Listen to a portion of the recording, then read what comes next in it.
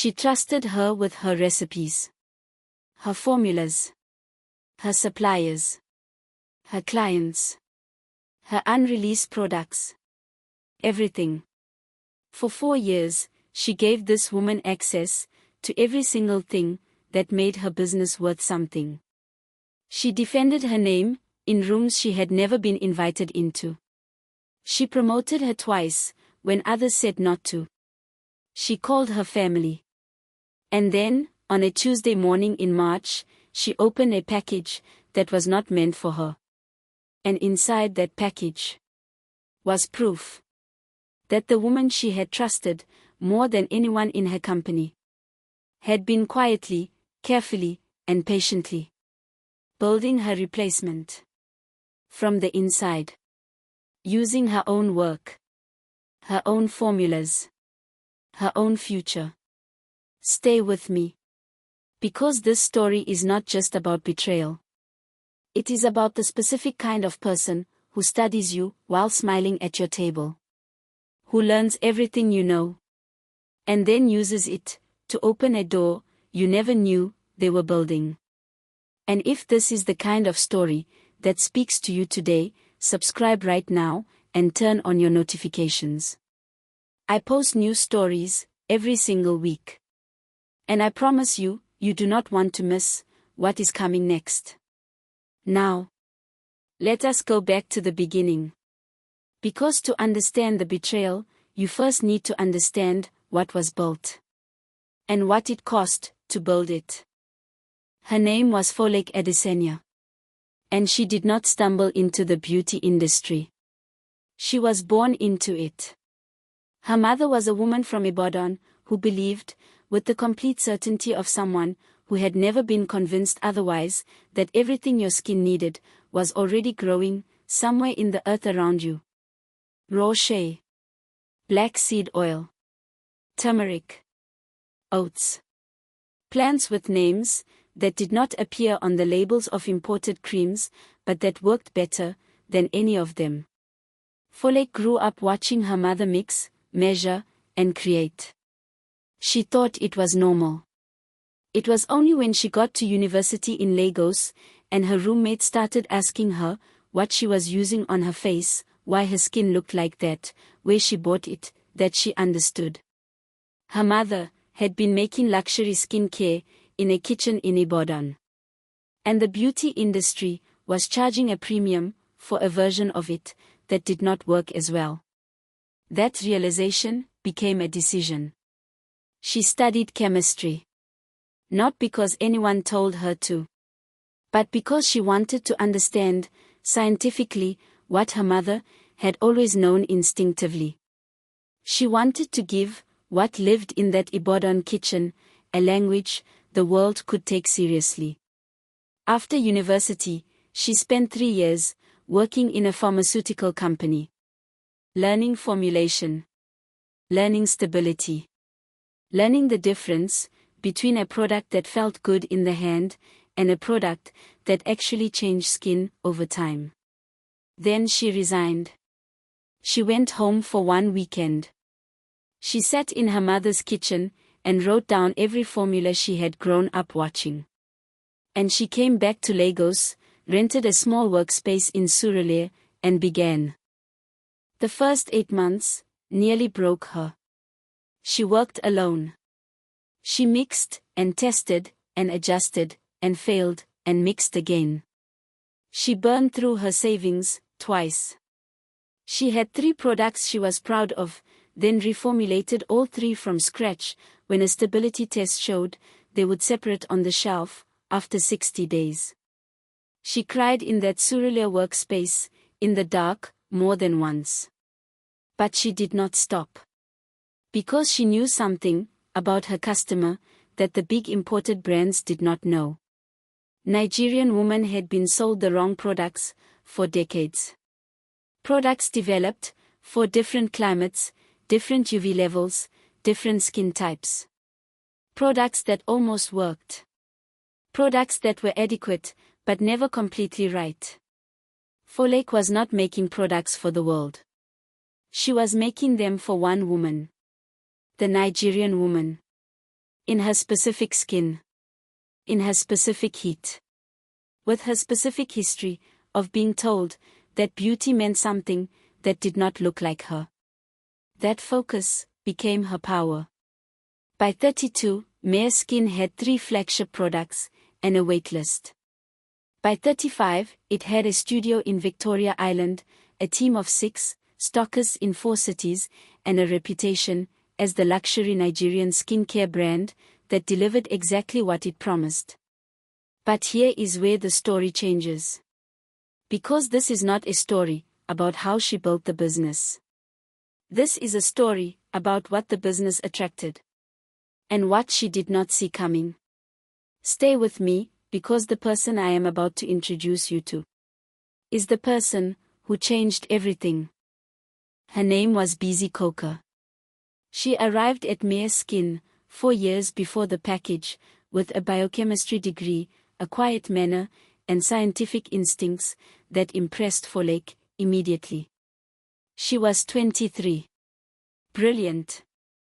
And she had been rejected by 3 multinational pharmaceutical companies, not because of her ability, but because she did not have the kind of connections those companies quietly preferred. Folake knew exactly what that felt like. She hired her. Within a year, Bisi had improved the stability of Mare Skin's flagship body cream in a way Folake herself had not thought of. The product's shelf life extended from 60 days to 180 days without refrigeration. Folake promoted her. Within 2 years, Bisi was head of product development. And Folake, because this is who Folake was, gave her access to everything. The full formula library. Every raw material supplier, and their pricing. The stability testing protocols.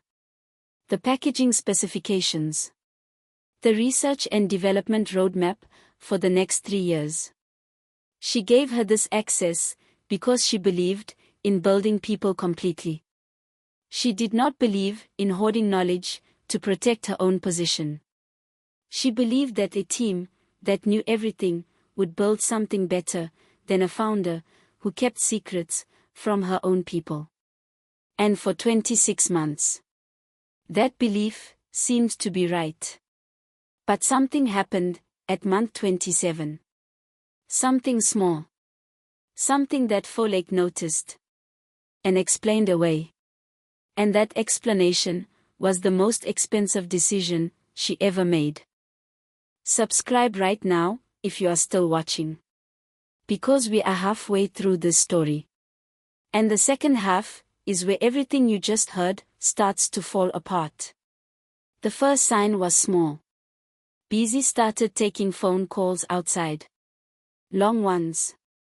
Standing in the car park, back turned to the building, pacing slowly. Folake noticed it twice. She looked away, both times. She respected privacy. The second sign was the questions. Bisi started asking things she had never asked before. Detailed questions about the pricing model for different production scales. Questions about how the supplier contracts were structured. Questions about which clients were on annual retainers and what those retainers included. Questions about the legal ownership of the product formulas. Folake answered all of them. She answered them the way a mentor answers a student who is learning to think like a founder. She never asked why Bisi wanted to know. Because she had told Bisi from the very first week that one day she should build something of her own. So when Bisi showed curiosity about how things worked, Folake read it as preparation. She did not read it as intelligence gathering. The third sign arrived from a client. A major skincare retailer called Folake to mention that they had been contacted by a company she had never heard of. With a pitch that used very similar language to a proposal Mare Skin had submitted to them 6 weeks earlier. Folake followed up. The company did not respond to her inquiry. She filed it under coincidence. She moved on. She would not file it under coincidence again. Because on a Tuesday morning in March, a supplier in Port Harcourt made a delivery error and accidentally sent a package to the wrong address. And what was inside that package was not a coincidence. It never had been.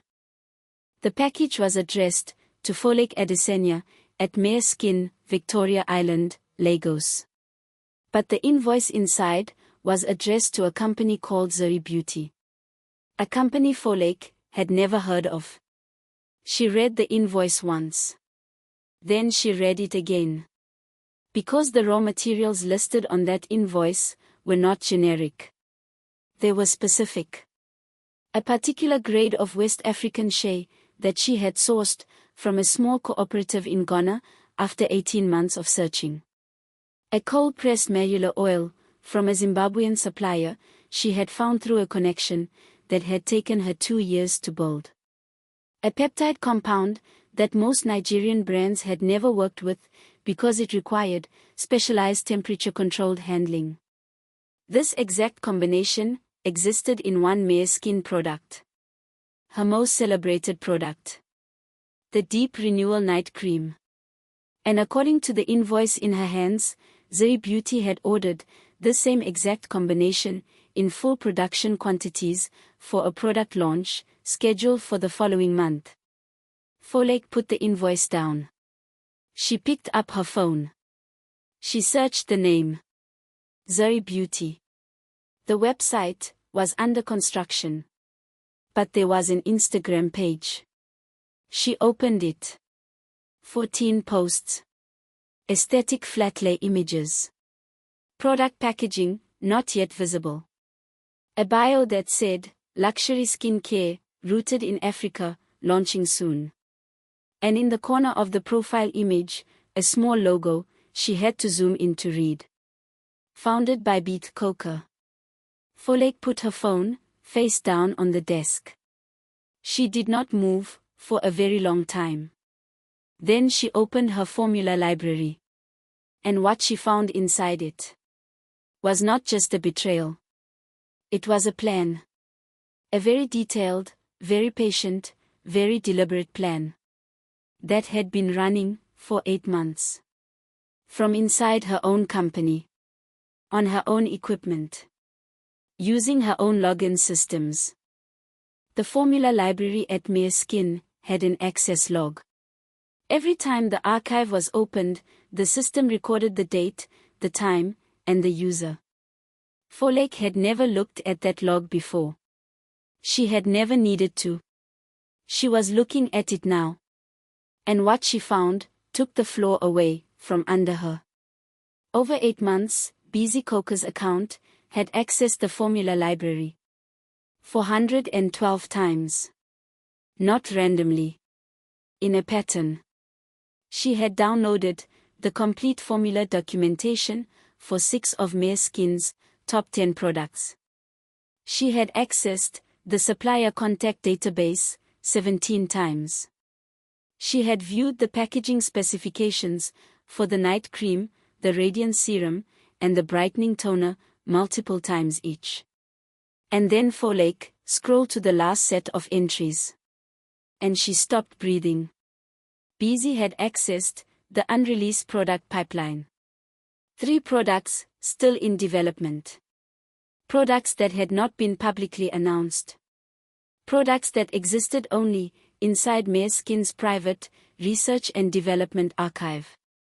Folake went back to the Zuri Beauty Instagram page. The bio mentioned 3 upcoming product launches. She sat back in her chair. It was not just the night cream. It was not just one formula. Bisi had not been planning to compete with one product. She had been planning to launch a full competing brand. Using everything Mare Skin had spent years building. Including the products that did not even exist yet. Folake closed the laptop. She had 3 options. And the one she chose was the one that Bisi never saw coming. She did not post about it. She did not call other people in the industry. She did not send an angry message. She did 3 things, quietly and precisely, before she did anything else. First, she called her lawyer. A full letter, documenting every downloaded file, every access supplier contact, every breach of the non-disclosure agreement Bisi had signed on her first day, was prepared and ready, within 48 hours. Second, she called her operations manager, a woman named Ronk, who had been with Mare Skin since the Zuri days, and told her to change all archive passwords and suspend Bisi's system access before the next morning. Quietly. Without explanation to anyone else on the team.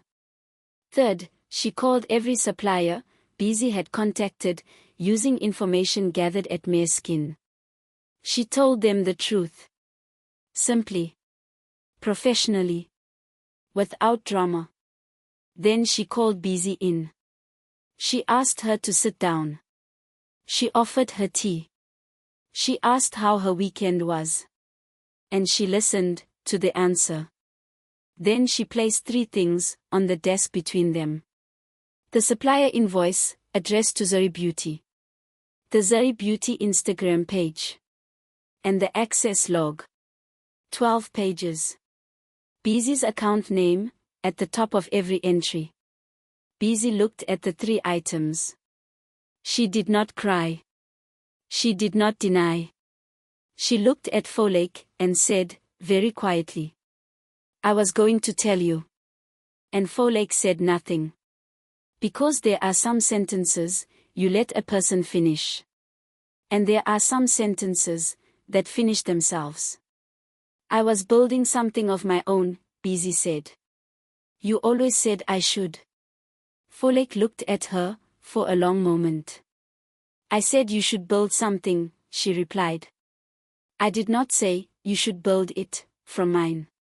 The silence that followed was the longest silence either woman had ever sat inside. Then Folake told her 2 things before she left. That her lawyer would be in contact. And that every supplier Bisi had approached had already been told the truth. Bisi left the building. And Folake went back to work.